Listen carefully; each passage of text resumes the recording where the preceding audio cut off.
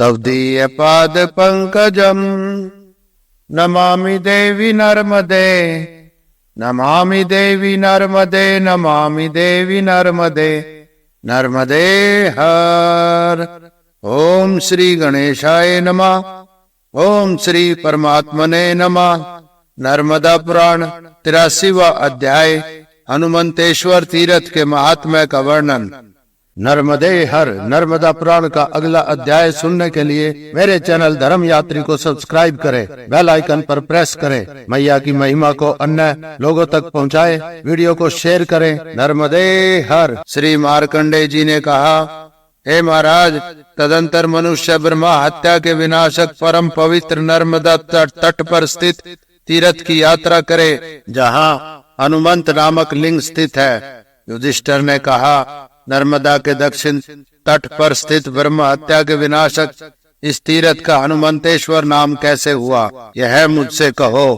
श्री मार्कंडेय जी ने कहा, हे चंद्रवंश के रतन, बहुत ठीक, यह तीर्थ अत्यंत छिपा हुआ है, मैंने किसी से नहीं कहा। यद्यपि मैं वृद्ध अवस्था से पीड़ित हूँ, तो भी तुम्हारे स्नेह से कहूंगा। पहले राम रावण का युद्ध हुआ था। ब्रह्मा जी के पुत्र महर्षि पुलत्स्य थे, उनके पुत्र विश्रवा थे। उन विश्रवा से 10 मुख वाला ब्रह्मा राक्षस रावण पैदा हुआ।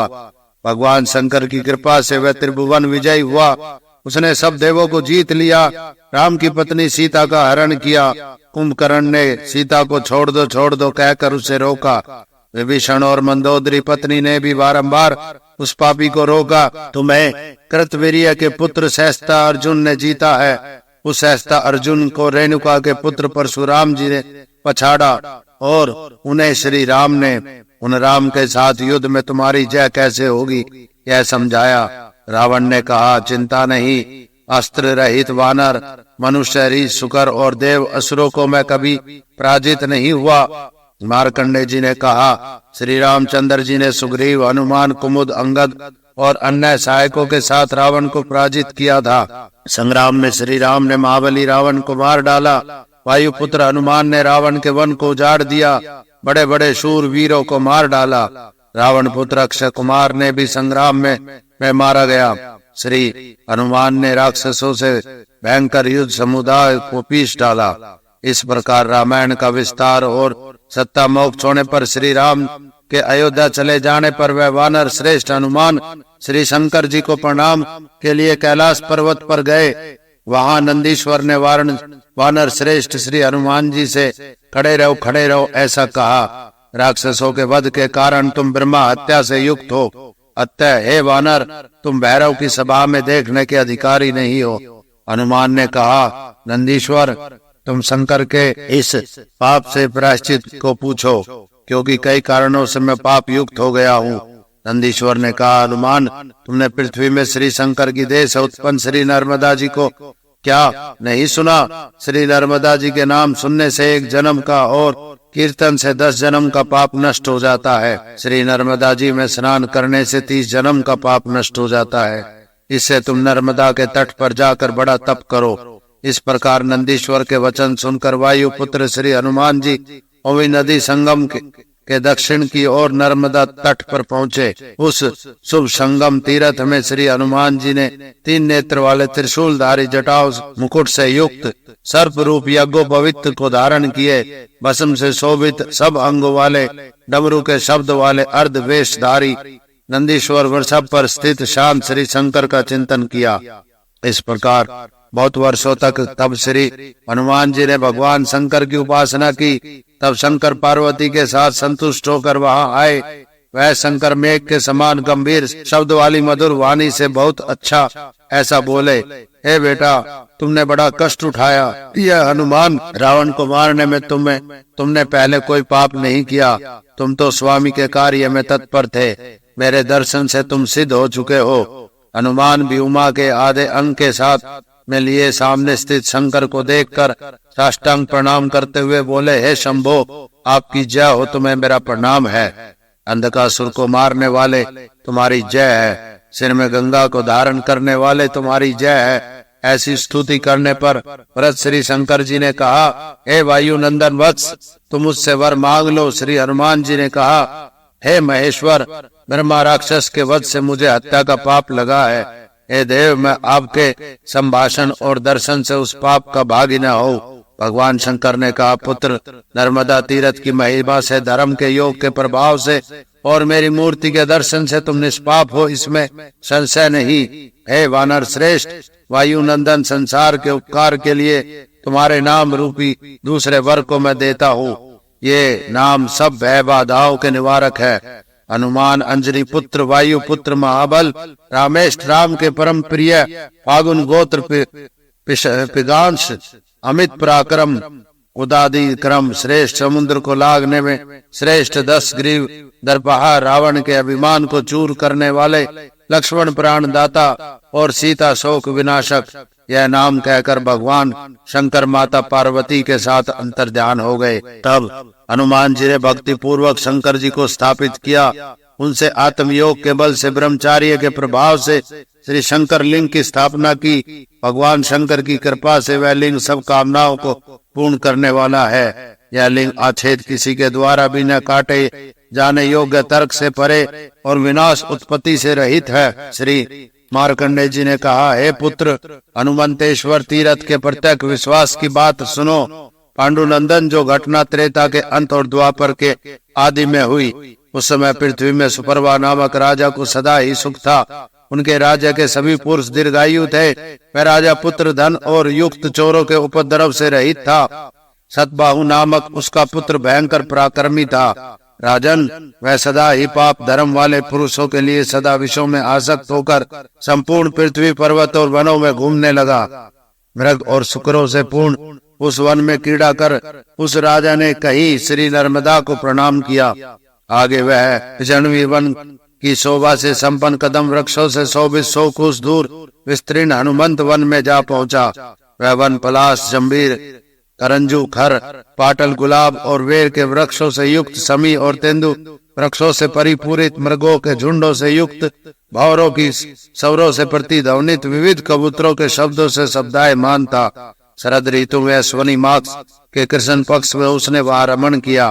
वन के बीच में जाकर किसी पुस्तक को हाथ में लिए हुए एक चंचल पितृवर्ण वाले ब्राह्मण से उसने पूछा। सतबाहु ने कहा, हे ब्राह्मण श्रेष्ठ, तुम इधर उधर देखते हुए पुस्तक हाथ में लिए अकेले क्यों घूम रहे हो, कहिए। ब्राह्मण ने कहा, हे राजन, मैं कान्यकुब्ज देश से आया हूँ। श्री हनुमंतेश्वर तीर्थ के जल में अस्थि प्रक्षेप के लिए राजकन्या ने मुझे भेजा है। राजा ने कहा, ब्राह्मण, हनुमंतेश्वर तीर्थ के जल में अस्थि प्रक्षेप, हड्डी डालना किस लिए और क्यों किया जाता है, यह आश्चर्य की बात मुझसे कहिए। सुनो हे राजन, सुपर्वा के पुत्र सतबाहु ने अपने वाहन को छोड़कर भूमि में मस्तक रखकर प्रणाम कर हाथ जोड़े हुए ब्राह्मण से अपना सब प्राचीन वृतांत कहा। ब्राह्मण ने कहा, हे कान्यकुब्ज प्रदेश में बड़ा प्रतापी शिखंडी नामक राजा है। वह पुत्र रहित है। बड़े मनोरथों से उसे यहाँ एक कन्या हुई। अपने पूर्व जन्म का स्मरण करने वाली नर्मदा के प्रभाव से अति सुंदर रांगी थी। उस कन्या के पिता शिखंडी, एक समय की बात है कि मैं पुत्री, इस अनित्य संसार में मैं कन्यादान कर सकूं। कल का कार्य मनुष्य को आज ही कर लेना चाहिए। दिन के पिछले भाग का कार्य दिन के पूर्व भाग में ही करना उचित है।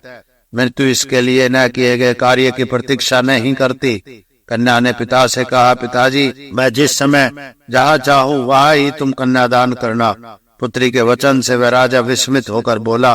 राजा शिखंडी ने कहा, श्रेष्ठ भाग्य वाली पुत्री, तुमने जो आश्चर्यजनक बात कही है, फिर वह मुझसे कहो। पिता के वचन से वह श्रेष्ठ बालिका उनके समीप स्थित हो गई। उसने कहा, हे राजन, हनुमंतेश्वर में हुए सब वृतांत का निवेदन किया कि कलापिनी मयूरी, मैं तब स्वामी के साथ रहती थी। नर्मदा और ओवी नदी के संगम के निकटवर्ती नर्मदा के तट पर पुण्यप्रद हनुमंत वन में मैं इच्छा अनुसार जब विहार करने लगी, रात्रि में देवदारू वृक्ष के नीचे अपने पति के साथ सो रही थी, तब वहां उस वन में भूखे बहेलिए आए। वध का चिंतन करने वाले उन पापियों ने पति से युक्त मुझे देखा और स्वामी के साथ मुझे पाशों से बांध दिया, पंखों के जोर से पकड़कर गले को मोड़ दिया। उन बहेलियों ने पति के साथ अग्नि के लपटों में मुझे भूंज कर यथेष्ट मांस को खाकर रात्रि में स्वस्थ इंद्रिय वाले वेशन किए। क्रम से रात्रि बीत गई। प्रातः काल गिरंधों को मारने वाले सियारों ने शेष मांस का भक्षण किया। नसों और मांस से लिपटी मेरे शरीर की हड्डी एक मांस बख्शी पक्षी लेकर उड़ा। आकाश से गिरते हुए उसे देखकर दूसरे पक्षी भी वहां पहुंचे। दौड़ते हुए पक्षियों के समूह को देखकर उस पक्षी ने उस हड्डी के टुकड़े को छोड़ दिया। हे राजन, मेरा वह अस्थिखंड हनुमंतेश्वर तीर्थ में नर्मदा के जल में गिर गया। उस तीर्थ के पुण्य से तुम्हारी कन्या हुई हूँ। अपने जन्म का स्मरण रखने वाली मैं आप जैसे राजा के कुल में उत्पन्न हुई हूँ। हे राज श्रेष्ठ, इससे मैं विवाह की इच्छा नहीं करती। मेरे पति आज भी विषम दशा में पक्षी मृग आदि जाति में चल रहे हैं। हे राज श्रेष्ठ, उनका वह अविष्ट अस्थि भाग वही तीर्थ के समीप होगा। पिताजी, उस तीर्थ में डालने के लिए सिर की किसी श्रेष्ठ ब्राह्मण भेजिए। राज श्रेष्ठ, यह सब कारण मैंने तुमसे कहा। मेरे पति विषम स्थिति में पक्षी मृग आदि जाति में इस समय है। पिताजी, यदि किसी को नर्मदा तट पर भेज दो तो मैं उसे स्थान और चिन्हों से युक्त अपने पति को बता दूंगी। हे राजन, वासखंडी ने मुझे बुलाया और कहा, मैं तुम्हें 20 गांव दूंगा, तुम नर्मदा के तट पर इस कार्य के लिए जाओ। निर्धन होने के कारण मैंने इस कार्य को स्वीकार कर लिया। कन्या ने कहा, हे ब्राह्मण, तुम सब पापों का क्षय करने वाली पुण्यमती नर्मदा को जाओ। सोमनाथ के आग्नेय कोण में उत्तम हनुमंतेश्वर है। नर्मदा से आधे कोस में एक बड़ा विशाल वट वृक्ष है। उस वट के समीप ही करंज और कटहल वृक्ष है। तुम उस बरगद वृक्ष के समीप सूक्ष्म हड्डियों को देखोगे। हे ब्राह्मण श्रेष्ठ, तुम उन्हें एकत्रित कर नर्मदा जी ले जाना, जहाँ अश्वनी मास कृष्ण पक्ष की शिव तीरथ चतुर्दशी में भगवान शंकर को भक्ति पूर्वक स्नान कराकर रात्रि में तुम जागरण करना। पुनः प्रातः नाभि मात्र जल में होकर उन हड्डियों को वहाँ नर्मदा में उनकी मुक्ति हो ऐसा उच्चारण कर हे ब्राह्मण श्रेष्ठ फेंक देना। हड्डियों को फेंक कर पुनः पापनाशक स्नान राज श्रेष्ठ ऐसा कर उसकी गति होगी। कन्या ने जो कहा वह सब मैंने लिखित कर लिया है। हे राज श्रेष्ठ, इस हेतु मैं इस पापनाशक तीर्थ में आया हूँ। उसके बताए तीर्थ के चिन्ह हड्डियों को लेकर मैंने पूर्वोक्त विधान से उन्हें नर्मदा के जल में फेंक दिया। तब वहां फूलों की वर्षा शीघ्र होने लगी और हे पांडुनंदन, साधु साधु शब्द हो रहा था। तभी वहां उस पक्षी के लिए दिव्य विमान आया। वह मयूर दिव्य रूपधारी विमान पर चढ़कर स्वर्ग गया। राजन, हनुमंतेश्वर में ऐसा देखकर ब्राह्मण और राजा सतबाहु ने अनशन किया। भगवान की आराधना में लगे हुए उन दोनों ने अपने देह को सुखा दिया। सतबाहु और ब्राह्मण भगवान का ध्यान करते हुए वहां स्थित हुए। एक पक्ष में ही श्रेष्ठ मन वाले राजा सतबाहु मृत्यु को वरण किए। छोटी घंटियों से युक्त जाल की शोभा से संपन्न तब एक विमान आया। राज श्रेष्ठ, अति उत्तम, तुम इस विमान पर चढ़ो। तब सतबाहु ने कहा, मुझे उपदेश देने वाले गुरु स्वरूप ब्राह्मण श्रेष्ठ, जब तक इसमें नहीं चढ़ते तब तक मैं स्वर्ग मार्ग की ओर नहीं जाऊंगा। अप्सराओं ने कहा, यह ब्राह्मण लोभी है, लोभ से ही पाप का संग्रहण होता है। हे राजन, सत्व गुरु का आश्रय लेकर जो हनुमंतेश्वर में मरते हैं वे सब पापों को क्षय करने वाले शिवलोक जाते हैं। हे राजन, इस ब्राह्मण का पाप क्षय अभी तक नहीं हुआ है। ब्राह्मण के मन में घर और स्त्री की चिंता लगी हुई है। तब नर्म होकर सतबाहु ने ब्राह्मण से कहा, हे ब्राह्मण श्रेष्ठ, अनर्थ के मूल इस लोभ को तुम छोड़ दो। ऐसा कहकर स्वर्ग की कन्याओं से युक्त राजा स्वर्ग चला गया। कुछ दिनों में ब्राह्मण वैतालिकों के साथ स्वर्ग गया और वहां भी तीर्थ के प्रभाव से काशीराज का पुत्र हुआ। पूर्व जन्म में कन्या के द्वारा दिए गए अपने आत्मा का ध्यान चिंतन करते हुए वही राजा का पुत्र हुआ था। साध्वी उस कन्या ने उसे प्रौढ़ युवा देखकर पिता की आज्ञा पाकर स्वयंवर में अपने पति उस राजकुमार को पा लिया। श्री मार्कंडेय जी ने कहा, हे राज श्रेष्ठ, उस तीर्थ में यह वृतांत हुआ। राजन, इस कारण यह तीर्थ परम पवित्र है। हे राजन, अष्टमी और चतुर्दशी तिथि में सब समय, विशेषतः अश्वनी मास के शुक्ल पक्ष की चतुर्दशी में भगवान शंकर को मधु तथा दूध से धृत और खांड से मिश्रित दही से फिर कुश जल से कर्म से स्नान कराए। पुनः सुगंधित चंदन से श्री शंकर को लेप करे। पश्चात सुंदर गंध वाले पुष्पों और बिल पत्तों से श्री शंकर जी का पूजन करे। कुछ कुंद कुंद जाति कुश काश आदि विविध पुष्पों से बने पुष्पों से और तत्काल ऋतुओं से होने वाले पुष्पों से श्री हनुमंतेश्वर शिव की बड़ी भक्ति से पूजा करे। दरत का दीपक जलाए और अभाव से तेल का दीपक दे। वेदों के परागामी सब लक्षणों से युक्त कुलीन गृहस्थ ब्राह्मणों से श्राद्ध कराए। योग्य ब्राह्मणों को वस्त्र अन्न सुवर्ण से तृप्त करे। नरक में स्थित पितृगण स्वर्ग जाए ऐसा कहकर ब्राह्मणों को प्रणाम करे। पतित ब्राह्मणों को श्राद्ध में त्याग दे। जिसके घर के अन्य पुरुषों के संबंध रखने वाली स्त्री है ऐसे पुरुष को श्राद्ध में न बुलाए।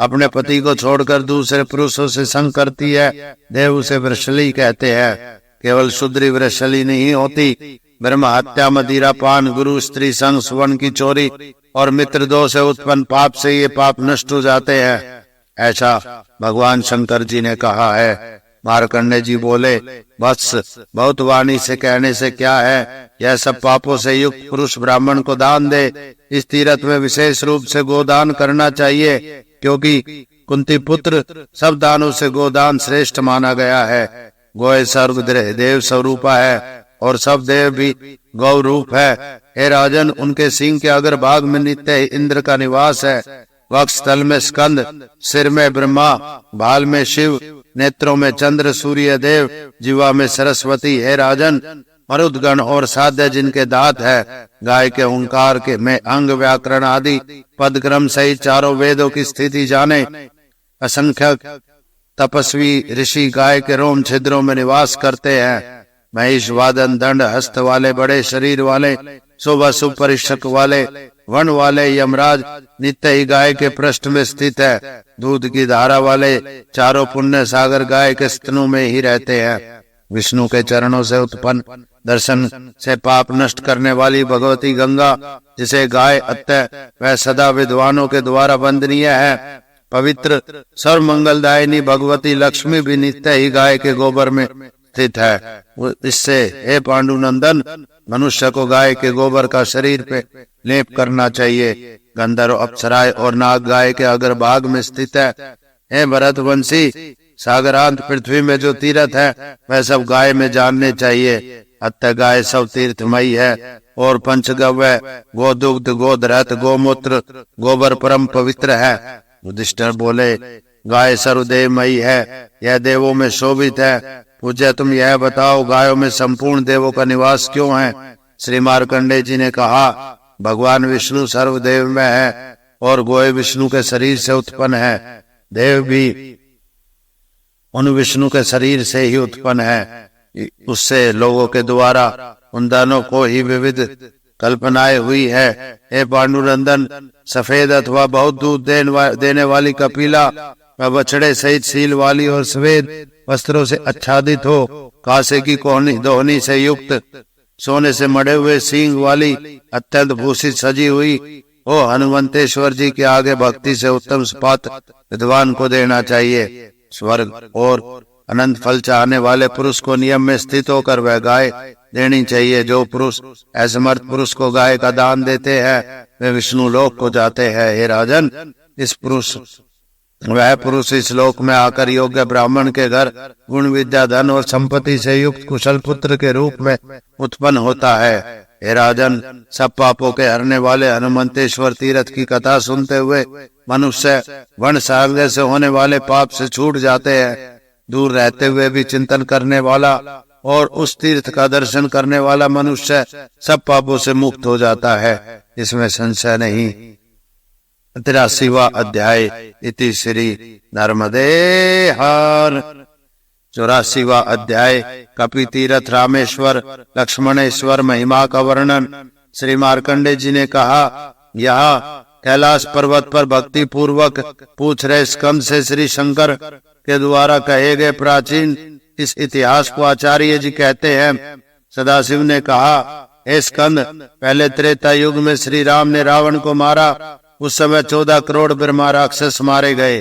देवों की रक्षा के लिए उनके मारे जाने पर प्रिय पुत्र उस समय 3 लोगों में बड़ा आनंद हुआ। तदंतर सीता को पाकर श्रेष्ठ वानरों के साथ श्री रामचंद्र जी अयोध्या आए। श्री राम का भी भरत ने पूजन किया। उन भरत ने वह राज्य श्री राम को सहज सौंप दिया। तब निष्कंटक राज्य का श्री राम उत्तम शासन कर रहे थे। तब एक समय पहले कृतकार्य हनुमान जी कैलाश पर आए। उस समय द्वारपाल नंदी ने पाप विनाशक श्री शंकर के रुद्र अवतार भूत भी हनुमान जी को नहीं मिलाया। हनुमान जी ने नंदीश्वर से पूछा, मैंने क्या पाप किया है, इससे गौरी सहित श्री शंकर के शरीर का दर्शन नहीं पा रहा हूँ। तब श्री नंदीश्वर ने कहा, हे वानर श्रेष्ठ, तुमने देवों के लिए अवतार लिया तो भी किया गया पाप उपभोग से ही शांत होता है। श्री हनुमान जी ने कहा, हे नंदिनन, देवों का कार्य सिद्ध करने वाले मैंने क्या पाप किया है। ब्राह्मणों और यज्ञों के अंगों का विनाश करने वाले दुष्ट राक्षसों को मैंने मारा है। तदंतर उनने वार्ता से उत्कंठित द्वार के भीतर की ओर दत्त दृष्टि वाले होकर श्री शंकर जी ने अपने अंश से युक्त तेज वाले वानर श्रेष्ठ सामने उपस्थित हनुमान जी को देखकर उनसे कहा। शंकर जी बोले, हे वानर, गंगा, गया, नर्मदा, यमुना, सरस्वती, ये सब नदियां पापों को हरने वाली है। हनुमान,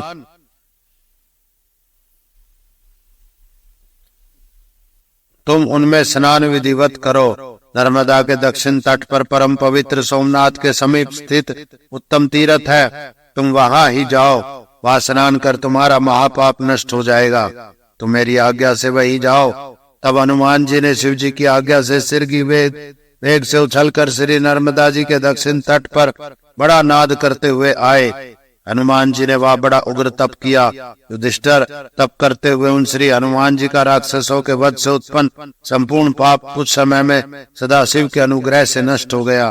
तदंतर महादेव जी देवों के साथ उस तीर्थ पर पहुंचे। वहां उसने हनुमान का आलिंगन किया और उन्हें वर दिया, आज से लेकर यह तीर्थ तुम्हारा होगा, इसमें संशय नहीं। उस समय यह तीर्थ कपि तीर्थ के नाम से प्रसिद्ध हुआ। वहां ही शंकर स्वयं स्थित हुए। तब सब हत्याओं के पाप को हरने वाले नाम से हनुमंतेश्वर प्रसिद्ध हुए। इस तीर्थ में जो पुरुष स्नान कर भक्ति से लिंग की पूजा करता है, शंकर जी के वचन अनुसार वह सब पाप से नष्ट मुक्त हो जाता है। वहां हड्डियां विलीन हो जाती है, पिंडदान के से अक्षय गति होती है। वहां जो कुछ किया जाता है वह सब करोड़ों गुना होता है। कालांतर में हनुमान जी अयोध्या में श्री राम जी को देखने गए। कुशल प्रसन्न कर अपने स्वरूप का निवेदन किया। तब श्री राम जी ने कहा, हे पवन तनय, देव कार्य और मेरा कार्य करते हुए तुम्हें प्रायश्चित स्वरूप तप करना पड़ा। तब तो मैं भी पापी हूँ, निश्चय ही मैं भी तप करूंगा। तब वहां ही श्री नर्मदा के पापनाशक दक्षिण तट पर आकर श्री राम जी ने तप किया। ज्योतिषमतीपुरी में रहते हुए लक्ष्मण जी ने उनकी आज्ञा से श्री नर्मदा जी का स्नान करते हुए श्री राम की सेवा की। तब वहां निवास करते हुए बड़े बुद्धिमान उन राम लक्ष्मण सत्य और तप के प्रभाव से नर्मदा के तट पर 2 लिंगों को स्थापित किया। लिंग स्थापित कर वीर राम लक्ष्मण दोनों ही निष्पाप हो गए। तदंतर पुण्य आत्मा मुनीश्वरों के साथ देवों के अग्रणी श्री महेश्वर ने उस तीर्थ में अपनी कला देकर उन्हें वर दिया। वहां मुनियों ने सब तीर्थों को घड़े में रखा हुआ जल डाला। वह एकत्रित होकर लिंग कला कुंभ हुआ। वही कुंभेश्वर के नाम से प्रसिद्ध होकर सब देवों से वृंद से पूजित हुआ। श्री राम ने देवों से सेवित उस लिंग की पूजा की। तब भगवान शंकर ने श्री राम की कीर्ति की वृद्धि के लिए वर दिया। इस प्रकार 24वें वर्ष में श्री राम निष्पाप भाव को प्राप्त हुए। जिस समय श्रेष्ठर कन्या राशि धोकर गुरु के साथ हो, तभी यह देव यात्रा होती है, ऐसा देवों ने बड़े हर्ष से कहा। जिस प्रकार गोदावरी के तीर्थ में सब तीर्थों का फल होता है, उसी प्रकार यह नर्मदा में स्नान और लिंग दर्शन से मनुष्य के को सब तीर्थों का फल मिलता है। जो लोग श्री नर्मदा जी के तट पर कुंभेश्वर के समीप में स्थित होकर पितृगण का श्राद्ध करेंगे, स्कंद फल तुम उसको सुनो। सब देहधारियों के शरीर में जितने रोमकूप होते हैं, उतने वर्ष प्रणाम से पितरों को अक्षय गति होती है। पृथ्वी में जितने देव, जितने तीर्थ है, मनुष्य इन 3 लिंगों को देखने से उनके दर्शन स्नान का फल पा जाते हैं। अपुत्र पुरुष पुत्र पाता है और निर्धन धन, रोगी रोग से छूट जाता है, इसमें संशय नहीं। हे स्कंद, बृहस्पति के सिंह राशि पर आने से जो स्नान आदि से फल होता है, कुंभेश्वर के शनि समीप में स्नान आदि से उससे 12 गुना होता है। जो लोग कुंभेश्वर उमापति को नर्मदा के दक्षिण तट पर जानते हैं पर दर्शन नहीं करते, उनका जन्म निरर्थक है। जिस प्रकार 24वें वर्ष मुनियों की आज्ञा से गोदावरी की आज्ञा फलदायिनी है, उसी प्रकार यह तीर्थ भी है। ऐसा ही देवों का वचन है, जब तक चंद्रमा और सूर्य है तब तक आकाश के ताराएं है। श्री नर्मदा जी के तट पर कुंभेश्वर के समीप दिया गया दान भी तब तक अक्षय रहने वाला है। योग चतुर पुरुषों को वहाँ बड़े दान देना चाहिए। ये आचार्य गोदान और स्वर्ण और चांदी के दान की प्रशंसा करते हैं। जिस नर्मदा के स्मरण मात्र से ही पाप राशि नष्ट हो जाती है। हे स्कंद, पुनः स्नान का क्या कहना, इसका स्नान ब्रह्मा हत्या को भी दूर कर देता है। युधिष्ठिर, उस तीर्थ में जो पुरुष स्नान कर श्राद्ध करता है वह 101 कुलों का उद्धार कर देता है। जिस शंकर जी ने कहा है, समुद्र और सरोवरों तक जो कोई तीर्थ है वे शिवलिंग पूजन की 16वीं कला के बराबर भी नहीं। इस प्रकार इस तीर्थ का उत्तम नाम रखकर और वर देकर श्री विष्णु, श्री शंकर आदि देव अपने स्थान को गए। लक्ष्मण के अग्रज व राम नर्मदा के जल से निष्पाप होकर इस तीर्थ को वर देकर अयोध्या में प्रविष्ट हुए। तदंतर स्वर्ण की सीता बनाकर मुनियों और देवताओं तथा अन्य लोगों को अपने बंधु बांधवों सहित बुलाकर उन श्री राम ने यज्ञ किया। पहले त्रेता युग में वह तीर्थ स्कंद के नाम से प्रसिद्ध हुआ था। अतः लोगों को नियम से उस लिंग का दर्शन करना चाहिए। बड़े पापों से उत्पन्न पाप शरीर तब तक ही रहते हैं जब तक इस देव सेवित इस तीर्थ को नहीं देखता। वे पुरुष ये धन्य और महात्मा है, उनका जन्म ही उत्तम जीवन वाला है। जो पुरुष ज्योतिषमती पूरब में स्थित श्रेष्ठ श्री शंकर का दर्शन करते हैं। दूसरे मोह को छोड़कर सब तीर्थों के फल की प्राप्ति के लिए कुंभेश्वर तीर्थ की यात्रा मनुष्यों को आदर पूर्वक करनी चाहिए। मार्कंडे जी ने कहा, श्री शंकर के मुख से इस प्रकार का वचन सुनकर स्वामी कार्तिकेय ने आदर पूर्वक पिता के दोनों चरण कमलों को प्रणाम कर श्री नर्मदा के दक्षिण तट पर पहुंचकर कपि तीर्थ, रामेश्वर, कुंभेश्वर आदि का दर्शन किया। 84वां अध्याय। इति श्री नर्मदे हर। 85वां अध्याय। सोमनाथ तीर्थ की महिमा का वर्णन। मार्कंडे जी ने कहा, राजश्रेष्ठ, तदनुसार श्री नर्मदा के प्राचीन ब्रह्म हत्या को हरने वाले वाराणसी के समान तीर्थ की यात्रा करनी चाहिए। इस तीर्थ का नाम ब्रह्म हत्याहर तीर्थ है। युधिष्ठिर ने कहा, ब्राह्मण, नर्मदा के तट पर जो आश्चर्यजनक हुआ वह कहो। भगवान, यह तीर्थ वाराणसी काशी के समान कैसे है, यह भी मुझसे कहो। ब्राह्मण श्रेष्ठ, मेरा राज्य हरा जा चुका है और मैं दुख में संसार में डूबा हुआ हूँ, परंतु तुम्हारे वाणी रूप जल में स्नान करते रहने में मैं अब बांधवों के साथ दुख रहित हूँ। मार्कंडे जी ने कहा, चंद्रवंश भूषण महाभुज, बहुत अच्छा, अत्यंत छिपे हुए दुर्लभ तीर्थ के विषय में तुमने पूछा है। संपूर्ण विश्व के सृष्टिकर्ता ब्रह्मा जी के मन से प्रथम 10 पुत्र उत्पन्न महाप्रजापति ब्रह्मा ने मरीचि, अत्रि, अंगिरा, पुलस्त्य, पुलह, ऋतु, वशिष्ठ, भृगु और नारद तथा दक्ष, इन 10 पुत्रों को उत्पन्न किया। दक्ष के भी 50 पुत्रियां उत्पन्न हुई। दक्ष ने उनमें से 10 कन्याएं धर्म को, 13 कश्यप को और उसी प्रकार महाभाग्यशाली उन दक्ष ने 27 चंद्रमा को दी। उनमें रोहिणी चंद्रमा को अत्यंत प्रिय थी। दूसरी उपेक्षित होने के कारण दक्ष ने उन पर दया करते हुए चंद्रमा को शाप दे दिया। प्रजापति दक्ष के प्रभाव से चंद्रमा क्षय रोगी तेज से रहित हो गए। अमृतमय किरणों वाले चंद्रदेव कांपते हुए ब्रह्मा जी के पास पहुँचे और बोले, ब्राह्मण, वेद गर्भ कमलासन, मेरा तुम्हें नमन है। मैं तुम्हारी शरण में आया हूँ, तुम मेरी रक्षा करो। ब्रह्मा जी ने कहा, रात्रियों के अधीश्वर प्रिय चंद्र, तुम तेज से रहित कलाओं से ही दिखाई देते हो? तुम किस कारण से व्याकुल मन वाले हो?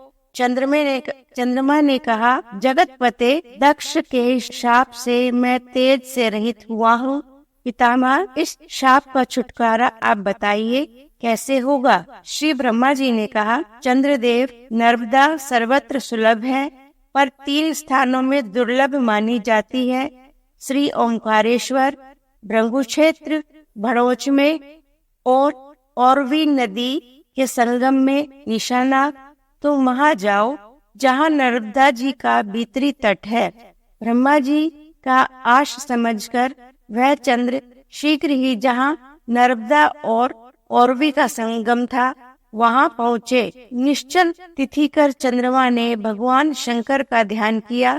100 वर्ष पूर्ण होने पर भगवान शंकर संतुष्ट हो गए। नंदीश्वर पर चढ़े हुए उमानाथ शंकर जी चंद्रमा के सामने प्रकट हो गए।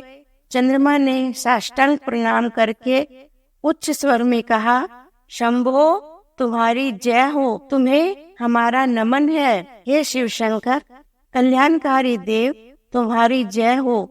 पापों के नाश करने वाले, तुम्हें नमन है। ईश, तुम्हारी जय हो। जगदीश, तुम्हें मेरा प्रणाम है।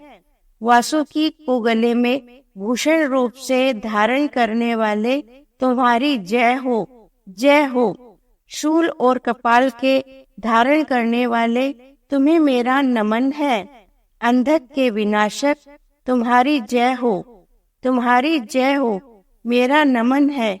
दानवों के वध करने वाले, तुम्हें मेरा प्रणाम है। निर्गुण निर्विकार रूप वाले भगवान, तुम जय को प्राप्त हो। सर्व स्वरूप, तुम्हें नमन है, तुम्हारी जय हो। काल स्वरूप और काम को जलाने वाले, तुम्हें मेरा नमन हो। नीलकंठधारी, तुम्हारी जय हो, तुम्हें नमन है। जय हो सूक्ष्म उपाधि रहित शब्द में ब्रह्मण, तुम्हें मेरा प्रणाम है। आनंद स्वरूप, अनादि और अनंत स्वरूप, तुम जय को प्राप्त हो, तुम्हें नमन है, तुम्हारी जय हो। हे शंभो, तुम अपने दास को अपना लो। पांडव चंद्रमा के द्वारा इस प्रकार स्तुति किए जाने पर पार्वती के साथ शंकर जी प्रसन्न हो गए। राज श्रेष्ठ शंकर जी ने कहा, प्रिय चंद्र, जो तुम्हारे मन में हो वह वर मांग लो। परम धीर, बहुत अच्छा, बहुत अच्छा, मैं तुम्हारे तप से संतुष्ट हूँ। चंद्रमा ने कहा, महेश्वर, मैं दक्ष के शाप से जल सा गया हूँ, शील शक्ति वाला हूँ। भगवान, तुम शाप की शांति कर दो, मैं तुम्हारे तप से संतुष्ट हूँ। शंकर जी ने कहा, तुम्हारी भक्ति से वश में हुआ मैं उमा के साथ तुम्हारे द्वारा संतुष्ट किया गया हूँ। चंद्र, तुम तीर्थ से वन से निष्पाप हो गए हो, ऐसा भगवान शंकर ने कहा। तदंतर चंद्रमा ने कुछ विचार कर प्राणियों के मनोरथ को पूर्ण करने वाले उत्तम लिंग की स्थापना की। वह सब दुखों को हरने वाला और ब्रह्म हत्या का विनाशक है। तब सोम के द्वारा स्थापित लिंग सोमनाथ हुआ। युधिष्ठिर जी ने कहा, प्रभु, तुम मुझे उन सोमनाथ का प्रभाव और संक्षेप से बताओ। ब्राह्मण श्रेष्ठ, दुख सागर में डूबे हुए हम लोगों को आप रक्षक मिल गए हो। श्री मार्कंडे जी ने कहा, तुम तीर्थ का प्रभाव सुनो, मैं तुमसे संक्षेप में कहता हूँ। नर्मदा के उत्तर तट पर पुरी के संगम में जो हुआ उसे तुम सुनो। पहले शंबर नामक एक राजा था, उसका पुत्र त्रिलोचन हुआ। त्रिलोचन का पुत्र कर्ण था, वह बहुत ही पाप प्रवृत्ति वाला रहा। एक समय वन में घूमते हुए उसने मृगों के झुंड को देखा। त्रिलोचन के पुत्र कर्ण ने उस मृग समूह को मार डाला। निर्जन वन में एक ब्राह्मण मृग रूपी धारी होकर उन्हीं में विचर रहा था। मुनि श्रेष्ठ, मृगों के संग से वह ब्राह्मण भी मारा गया। तब ब्रह्म हत्या से युक्त कर्ण पृथ्वी में घूमने लगा। विचरते हुए वह पुरी नदी के संगम में नर्मदा के तट पर जा पहुंचा। वह संगम स्थल पलाश और अशोक वृक्षों से पूर्ण था। वहाँ नींबू और कटहल के बहुत वृक्ष थे। कदम्ब और पाटल वृक्षों से भी पूर्ण, बेल और नारंगी से शोभित था। चिंचणी और चंपा से युक्त अगस्त्य वृक्षों से ढका हुआ वह था। विविध जीवों से पूर्ण वह वन सर्वत्र शोभित था। चीते, मृग, बिलाव और हिंसक शंबर, मृग विशेष, सूकर, नीलगाय, खरगोश आदि जीवों से भरा हुआ मोरों के स्वरों से गुंजायमान था। उस वन में थका हुआ प्यासा कर्ण प्रविष्ट हुआ और उसने पवित्र पाप नाशक संगम स्थल में भी नर्मदा के जल में स्नान किया। युधिष्ठिर, बड़ी भक्ति से उसने श्री सोमनाथ की पूजा की और सब पापों के विनाशक अति निर्मल जल का पान भी किया। अपने सेवकों के साथ विविध फलों का भक्षण किया। मृगों के वध से वह थका था, वृक्ष की छाया में सो गया। तब उस उत्तम तीर्थ में स्नान किए एक ब्राह्मण वहां जा रहा था। वह ब्राह्मण मार्ग में जाते हुए तथा मन में तीर्थ का चिंतन करते हुए बड़ा हर्षित था। तभी उस ब्राह्मण से एक स्त्री यह बोली, ब्राह्मण श्रेष्ठ, खड़े रहो, खड़े रहो। राजन, डर कर वह ब्राह्मण ने ज्यों ही उस ओर देखा त्यों ही वृक्ष पर बैठी हुई रक्त वस्त्र से लिपटी, लाल माला धारण किए, रक्त चंदन के लेप वाली, रक्त आभूषणों की शोभा से हाथ में पाश लिए हुए एक नव युवती को देखा। स्त्री ने कहा, यदि तुम औरवों और नर्मदा के संगम में जाते हो तो मेरा संदेश सुन लो। वहाँ मेरा पति स्थित है। उनसे कहना कि वन के बीच तुम्हारी पत्नी अकेली बैठी है। यह सुनकर वह ब्राह्मण दुर्लभ संगम पर गया। वहाँ ब्राह्मण ने वृक्ष की छाया में बैठे हुए कर्ण को देखा। तब वह ब्राह्मण उससे वचन बोला। ब्राह्मण ने कहा, मैंने वन के बीच में कमल के समान नेत्रों वाली, रक्त वस्त्र धारण किए हुए, रक्त चंदन से भूषित सुंदरी को देखा है। वह रक्त माला धारण किए हुए, सुंदर शोभा से संपन्न, हाथ में पाश लिए हुए, मृग के समान चंचल नेत्रों वाली, वृक्ष पर चढ़ी हुई। उसने कहा, मेरे पति को भेज देना। कर्ण ने कहा, श्रेष्ठ ब्राह्मण, वह मृगनयनी किस स्थान में है? वह किसकी स्त्री है? किस कार्य से वहाँ है? यह सब शीघ्र ही मुझसे कहो। ब्राह्मण ने कहा, इस संगम से आधे कोस की दूरी पर बगीचे के समीप में है। ब्राह्मण वचन से राजा ने ठीक नहीं समझा। तब उस कर्ण राजा ने अपने दूत को आज्ञा दी। कर्ण ने कहा, तुम जाओ, उससे पूछो वह कहाँ से आई, कौन है, कहाँ जाएगी। भेजने पर वह शीघ्र ही उस स्त्री के समीप गया। राजश्रेष्ठ, उस दूत ने वृक्ष पर बैठी उसे देखकर उस सुंदरी से कहा, मेरे स्वामी तुमसे पूछते हैं, तुम कौन हो, कहाँ जाओगी? कन्या ने कहा, इंद्रियों को वश में किए हुए ज्ञान चाहने वाले शिष्यों का गुरु शासक है तथा दुष्ट पुरुषों का शासक राजा है, और यहाँ छिपे पाप वाले पुरुषों को दंड देने वाले सूर्य पुत्र भगवान यम है। मृग रूपधारी ब्राह्मण के वध से उससे ब्रह्म हत्या हो गई है। तुम्हारा राजा मुझसे युक्त होकर भी तीर्थ के प्रभाव से मुक्त हो गया। आधे कोश के भीतर प्रदेश में ब्रह्म हत्या प्रविष्ट नहीं हो सकती। यह सोमनाथ का प्रभाव वाराणसी के समान माना गया है। तुम जाओ और राजा को शीघ्र ही यहाँ भेजो, संशय न करो। वह सेवक कांपता हुआ बहुत व्याकुल हो शीघ्र ही राजा के पास गया। उसने राजा को संपूर्ण वृतांत कहा। उस सेवक के वचन से वह राजा पृथ्वी पर गिर पड़ा। सेवक बोला, स्वामी, तुम क्यों शोक करते हो? शुभ अशुभ तो पूर्व जन्मों के कर्मों से ही प्राप्त होते हैं। उसके इस वचन को सुनकर राजा बोला, मैं श्री सोमनाथ के समीप प्राणों का त्याग करूंगा। तुम शीघ्र ही बहुत ईंधन और आग लाओ। उसी समय सेवकों ने सब वस्तुएं ला दी। राजा पाप नाशक संगम के शुभ जल में स्नान कर बड़ी भक्ति से श्री सोमनाथ का पूजन किया।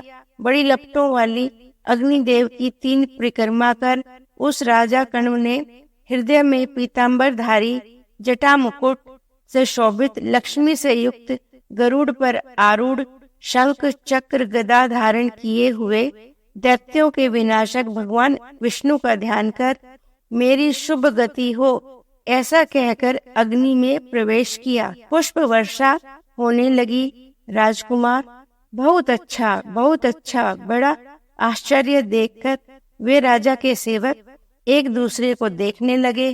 अग्नि में स्वामी मरा हुआ देखकर हृदय में भगवान का ध्यान कर पांडु नंदन युधिष्ठिर वे सब विमानों में बैठ गए। इस प्रकार जब संगम में ब्राह्मण श्री शंकर का ध्यान कर रहे थे तब वे सभी सोमनाथ के प्रभाव से पाप रहित होकर स्वर्ग गए। श्री मार्कंडेय जी ने कहा, यह सोमनाथ का प्रभाव है। अब तुम एकाग्रचित होकर उसकी विधि सुनो। अष्टमी अथवा चतुर्दशी तिथि में रविवार के दिन सब समय विशेषतः शुक्ल पक्ष की सप्तमी तिथि यदि रविवार से युक्त हो उसमें जो मनुष्य उपवास कर रात्रि में जागरण करता है वह अभिष्ट सिद्ध करता है।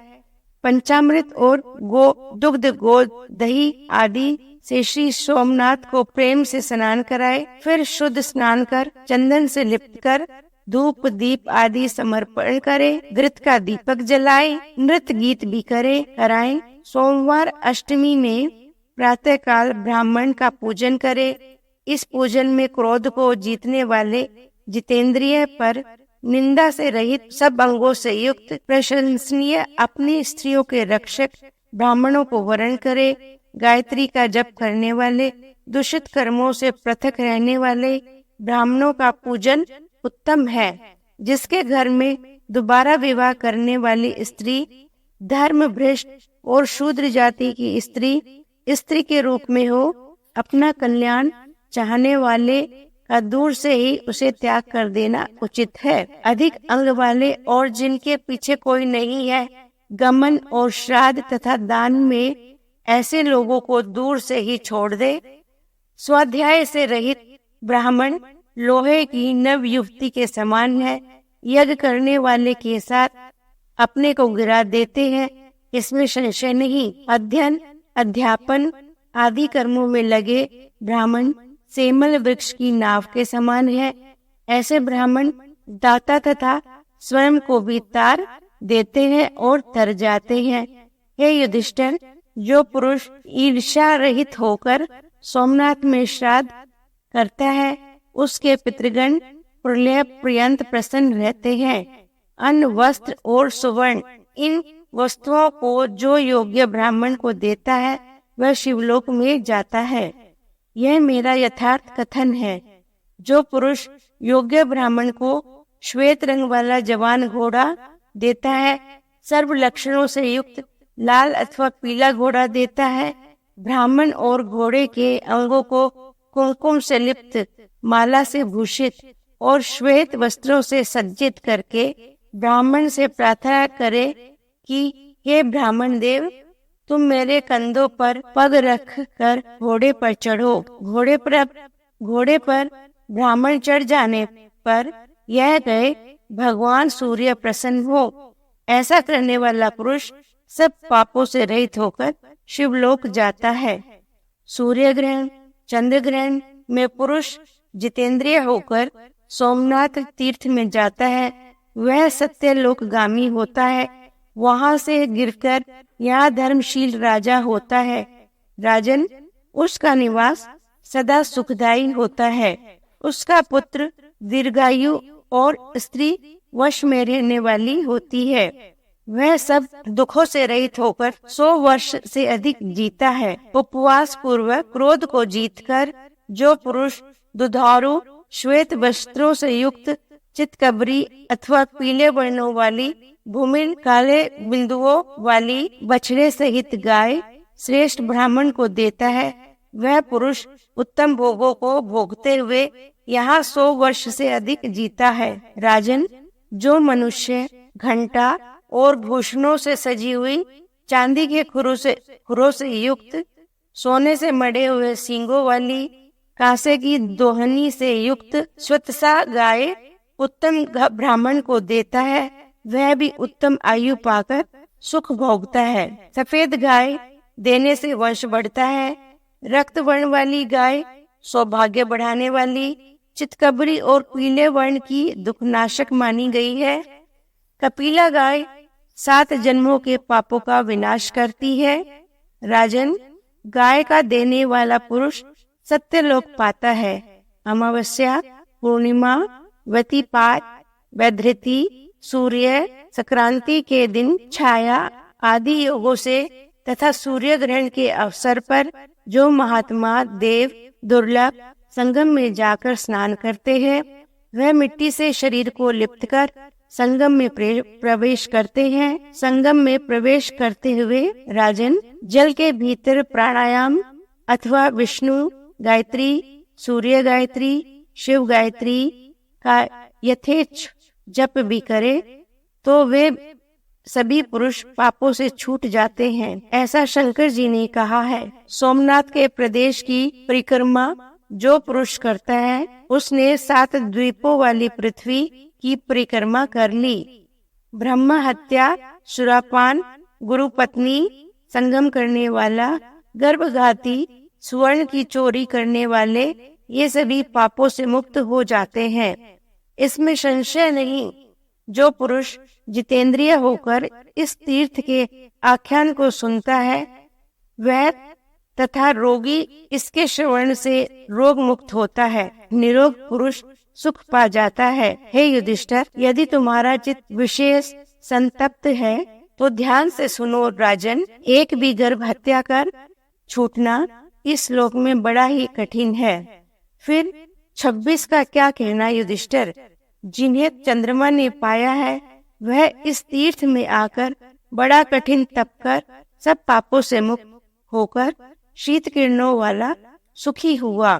राजन, महर्षियों ने पुराणों में यह गाथा गाया है। ऐसा हमने सुना है कि यहाँ एक शिवलिंग की स्थापना से 10 गर्भ हत्या नष्ट होती है। भरत वंशोत्पन्न राजन, अतः चंद्र ने 3 लिंगों की स्थापना की। नर्मदा और उरी संगम में एक, दूसरा बड़ोज रघुकच्छ में और तीसरा प्रभास क्षेत्र में स्थापित किया। उससे वे बड़ी सिद्धि को प्राप्त हुए। इस प्रकार यह सब उत्तम तीर्थ का महात्म्य मैंने तुमसे कहा। यह धर्म, यश, आयु वर्धक तथा मनुष्य को शुद्ध करने वाला है। इससे पुत्र का चाहने वाला पुत्रों को एवं कामना रहित पुरुष स्वर्ग पाता है। राजन, इस तीर्थ की यात्रा करके मनुष्य सब पापों से छूट जाता है। यह सब मैंने तुम्हें सोमनाथ का सब फल बताया। इस महात्म्य को सुनकर और वहाँ 8 बार श्रद्धा पूर्वक नहाकर अवश्य ही पुत्र पाता है, इसमें शंका नहीं। 85वां अध्याय इति श्री। 86वां अध्याय पिंगलेश्वर तीर्थ के महात्म्य का वर्णन। श्री मार्कंडेय जी ने कहा, हे महाराज, तदंतर मनुष्य श्री नर्मदा के उत्तर तट पर संगम के समीप स्थित उत्तम पिंगलावृत तीर्थ की यात्रा करे। राजेंद्र, पिंगलेश्वर महादेव अग्निदेव के द्वारा स्थापित है। युधिष्ठिर ने कहा, भगवान, अग्निदेव ने श्री पिंगलेश्वर की स्थापना कैसे की? मुझ पर कृपा कर यह बताइए। मार्कंडेय जी ने कहा, हे राजन, सुख स्वरूप पार्वती के साथ भयंकर क्रीड़ा करने को उत्सुक चित्त श्री शंकर ने अपने वीर्य सामर्थ्य से काम रूप अग्निदेव को पुत्र किया। अपरिमित तेजस्वी श्री रुद्रदेव ने अग्निदेव के मुख में अपना तेज डाल दिया। उस तेज से जलते हुए अग्निदेव ने तीर्थ यात्रा की इच्छा की। वह समुद्र और नदियों में घूमकर क्रमशः श्री नर्मदा पर पहुँचे। वहां पहुंचकर अग्निदेव ने परम भक्ति से तीव्र तपों में ध्यान किया। अग्निदेव ने वायु भक्षण करते हुए 100 वर्ष से अधिक समय उसमें लगाया। तब वरदाई भगवान शंकर अग्निदेव की तपस्या से संतुष्ट हो गए। वह समीप में पहुंचकर यह वचन बोले, अग्निदेव, जो तुम्हारे मन में हो वह मुझसे मांग लो। अग्नि ने कहा, सर्वलोक स्वामिन, उग्र मूर्ति के धारण करने वाले शिव, बारंबार तुम्हें मेरा नमन हो। हे महेश्वर, मैं आपके वीर्य के तेज से दग्ध होते हुए कुष्ठी हो गया हूँ। महेश्वर, मुझ पर कृपा करो, मेरा रोग नष्ट करो। तब श्री शंकर ने कहा, देवों को हानि पहुँचाने वाले अग्निदेव, तुम मेरी कृपा से शीघ्र ही रोग रहित हो। इस तीर्थ में स्नान कर तुम अपने पूर्व रूप को पा जाओगे।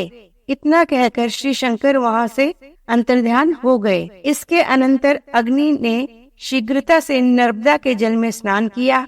तभी वह रोग रहित होकर दिव्य स्वरूप वाले हो गए। उन अग्निदेव ने वहां पिंगलेश्वर महादेव की स्थापना की। देव श्री पिंगलेश्वर के नाम से उनकी पूजा की और हर्ष से स्तोत्रों द्वारा श्री शंकर की वंदना की। तदंतर वे वहां से अपने स्थान को चले गए। राजन, इस प्रकार अग्निदेव ने पिंगलेश्वर की स्थापना की। जो मनुष्य क्रोध को जीतकर उपवास करता है उसे अति रात्रि यज्ञ का फल मिलता है।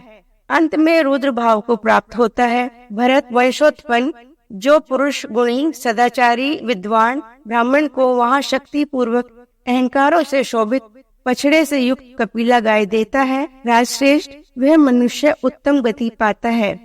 86वां अध्याय इति श्री। 87वां अध्याय 3 ऋणों को छुड़ाने वाले तीर्थ का वर्णन। श्री मार्कंडेय जी ने कहा, राजन, ब्रह्मवंश में उत्पन्न मुनियों के द्वारा स्थापित नर्मदा तट पर स्थित ऋण मोचन नाम उत्तम तीर्थ में जाना चाहिए। मनुष्य 6 मास तक भक्ति से पितृदेवों का तर्पण करते हुए पितृगण और मनुष्य के द्वारा तथा स्वयं किए गए ऋण से भी श्री नर्मदा के जल में स्नान कर तत्काल ही मुक्त हो जाता है। वहाँ फलस्वरूप से प्रत्यक्ष ही पाप दृष्टि गोचर होता है। उस तीर्थ में राजन, जो पुरुष जितेंद्रिय और एकाग्र चित्त होकर स्नान कर दान देता है, भगवान श्री शंकर को पूजता है, वह पुरुष 3 ऋण देव, पितृ, ऋषि से मुक्त होकर स्वर्ग में देवता के समान प्रकाशित होता है। 87वां अध्याय इति श्री। 88वां अध्याय कपिलेश्वर तीर्थ के महात्म्य का वर्णन। श्री मार्कंडेय जी ने कहा, राजन, उसके पास की महात्मा कपिल के द्वारा स्थापित सब पापों का नाशक कपिल तीर्थ में गमन करे। राजन, शुक्ल पक्ष की अष्टमी और चतुर्दशी में मनुष्य बड़ी भक्ति से कपिला गाय के दुग्ध और घृत से श्री कपिलेश्वर महादेव को स्नान करवाए। सुगंधित चंदन से भगवान शंकर को लिप्त करे। फिर सुगंधित श्वेत पुष्पों से जो मनुष्य क्रोध जीतकर श्री शंकर को पूजते हैं वे यमलोक को नहीं जाते। राजश्रेष्ठ, कपिलेश्वर महादेव के पूजन से विद्वानों को भयंकर 80 पत्रवन और बड़ी दुख प्रदायन चुली यमराज की उठती ज्वालाओं वाली भट्टी नहीं देखनी पड़ती। श्री नर्मदा के पुण्य जल में स्नान कर योग्य ब्राह्मणों को भोजन कराएं। गाय, वस्त्र तथा तिल दान से, छाता और शैया के दान से मनुष्य धर्मशील राजा होता है। वह बड़ा तेजस्वी, सौम्य, सरल प्रकृति वाला, जीवित पुत्र वाला, प्रिय भाषण करने वाला होता है। पांडुनंदन कभी उसके शत्रु नहीं होते, वह सदा सुखी रहता है। 88वां अध्याय इति श्री। 89वां अध्याय पुतिकेश्वर तीर्थ की महिमा का वर्णन। श्री मार्कंडेय जी बोले, तदंतर राजन, नर्मदा के दक्षिण तट पर सब पापों के विनाशक उत्तम पुतिकेश्वर की यात्रा करनी चाहिए। लोगों की हित कामना से श्री जाम्बान ने इसे स्थापित किया है। प्रसन्नजीत नामक एक राजा हो गए हैं। उसके वक्षस्थल मणि निकालने के कारण जामवंत को एक बड़ा ही दुर्गंध युक्त घाव हो गया था। वह उस तीर्थ में तपकर घाव से रहित हुए। वहां उत्तम पुतिकेश्वर नामक लिंग की स्थापना की। हे भरत श्रेष्ठ, जो मनुष्य वहां भक्ति से स्नान करता है, भगवान शंकर की पूजा करके वह सब मनोरथों को प्राप्त कर लेता है। राजन, कृष्ण पक्ष की अष्टमी चतुर्दशी तिथि में जो मनुष्य लगातार अहोरात्र पूरी तिथि भर श्री शंकर की पूजा करते हैं, वे यमलोक नहीं जाते। 89वां अध्याय इति श्री।